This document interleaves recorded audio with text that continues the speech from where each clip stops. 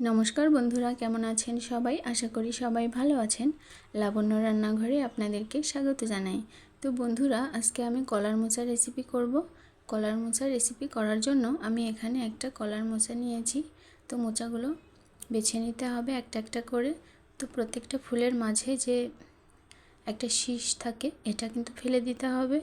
एटा थाकले mocha तेतो लागबे खेते। तो समस्त मोचागुलो आमी किन्तु एभाবে करे बेছে निয়েছিলাম। मोचागुलो बाछते किन्तु अनेकटाई समय लेगे गिয়েছিল। মাঝখানের এই অংশটা আর বাছা যাচ্ছিল না, তো এটা আমি এভাবে রেখে দিয়েছি আর ছোট ছোট করে কেটে নেব। তো মোচাগুলো খুব ভালোভাবে ধুয়ে ছোট ছোট করে এবারে কেটে নিতে হবে। আর মোচা কাটার সময় হাতে কিন্তু অবশ্যই সরিষার তেল মেখে নিতে হবে। তো এবারে মোচাগুলো আমি এভাবে কেটে নিয়েছি। এখন আমি সেদ্ধ করে নেব। তো জলের মধ্যে দিয়ে দিলাম হলুদ আর খুব সামান্য লবণ দিচ্ছি। তো এখন আমি মোচাগুলো দিয়ে চুলাটা অন করে দেব।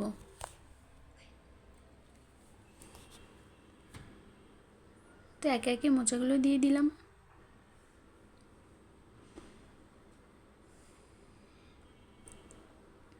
মোচাগুলো সেদ্ধ হতে কিন্তু খুব বেশি সময় লাগবে না, 2 থেকে 3 মিনিট জাল করে নিলেই মোচা সেদ্ধ হয়ে যাবে। তো এই তো মোচাগুলো সেদ্ধ হয়ে এসেছে। এখন আমি নামিয়ে জল ঝরিয়ে নেব একটা ছিদ্রযুক্ত পাত্র করে। তো এই তো মোচাগুলো আমি জল ঝরিয়ে নিয়েছিলাম। এখন আমি রান্নাটা শুরু করব। তো কড়াইতে তেল দিয়ে দিয়েছি। এখন আমি একটা মাঝারি সাইজের আলু ছোট ছোট করে কেটে নিয়েছিলাম, সেগুলোকে লাল করে ভেজে তুলে নেব।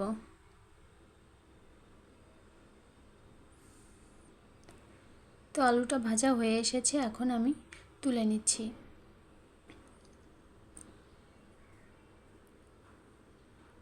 এবারে ওই তেলের মধ্যেই আমি দিয়ে দেব হাফ চা চামচ পরিমাণ ঘি। ফোড়নে দিয়ে দেব গোটা জিরা আর তেজপাতা।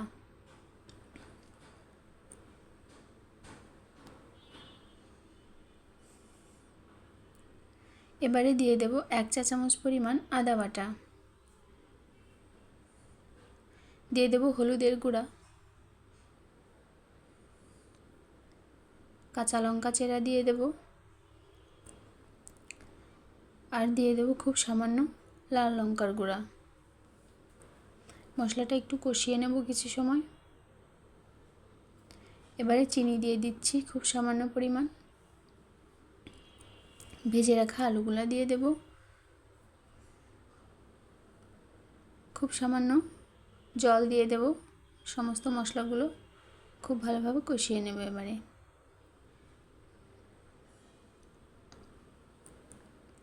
এবারে দিয়ে দেব পরিমাণ মতো লবণ।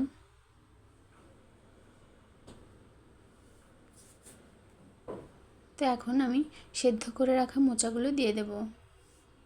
সমস্ত উপকরণগুলো খুব ভালোভাবে মিশিয়ে নিতে হবে। মোচা যেহেতু আমি আগেই সেদ্ধ করে নিয়েছি, তাহলে এখন আর রান্না করতে বেশি সময় লাগবে না। তো ঢাকা দিয়ে কিছু সময় রান্না করে নেব।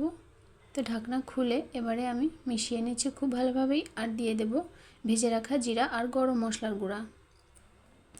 মিশিয়ে নিতে হবে খুব ভালোভাবে। আর আলুগুলো একটু ভেঙে দিতে হবে, তাহলে একটু মাখো মাখো হবে। আপনারা চাইলে এখানে চালের গুঁড়া জলে গুলেও দিতে পারেন, বাট আমি সেটা দিচ্ছি না। তো এবারে আমি আরও হাফ চা চামচ পরিমাণ ঘি দিয়ে মিশিয়ে চুলাটা বন্ধ করে দিয়ে নামিয়ে নেব।